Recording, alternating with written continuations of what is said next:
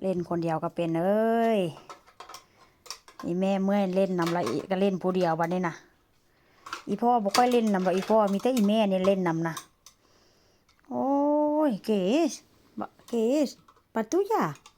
สิโอ้เล่นผู้เดียวเอาไปเปิดมึงดูนั่น ร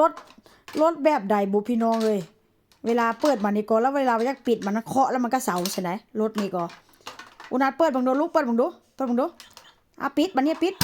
นั่น en Thailand dia nunca tiene así en Thailand เด้ Thailand บ่มีจังซี่ได้ Thailand ได้ลาวก็บ่มีได้เปิดแล้วอยากปิดแล้วเคาะแล้วมันปิดนี่ก็โอ้ยสร้างสรรค์หาลุงซื้อให้รถขนขยะนั่นจากรถยังเห็นบ่นั่นแงนนั่นปิดมันปิดมันปิดมันมันมันปิดแล้วว่ะลูก เล่นผู้เดียวนั่น นั่น โอ้ยคนมาใกล้ๆคนของเล่นเอาเล่นเต็มที่เลยลูกนั่นเล่นผู้เดียวก็มีความสุขได้บ่ต้องมีหมู่มีพวกดอกมีหมู่มีพวกมันไล่คำไล่ปากไล่ต่อนัด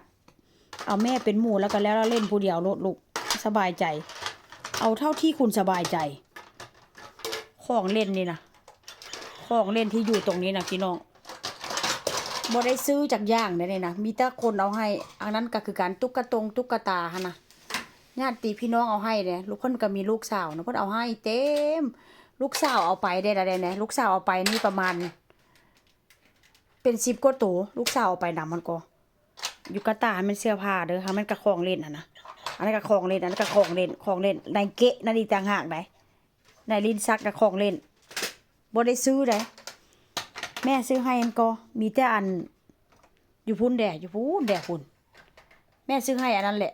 อันเป็นของเล่นของหมอนะเป็นด็อกเตอร์นะนอกนั้นแล้วเขาเจ้าให้เบิดแล้วก็อันปีกายนี่แม่ก็ซื้อให้ซื้ออันอีหยังก็ซื้ออันของเล่นปัดตุยานะให้เป็นของตัวหมานะนั่นรถขนขยะแล้วไปเงียนงอนa ver teléfono te llama luegoเอาเงียนbuscando sola muy bien no se falta gente nadie mira เงียนความนั่น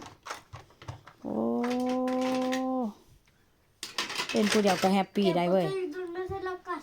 ฮะ casa ไปอาเซ casa ย่าก็แม่ไปเฮ็ดบ้านให้แล้วบ้านสัตว์ให้แล้วแม่จะไปให้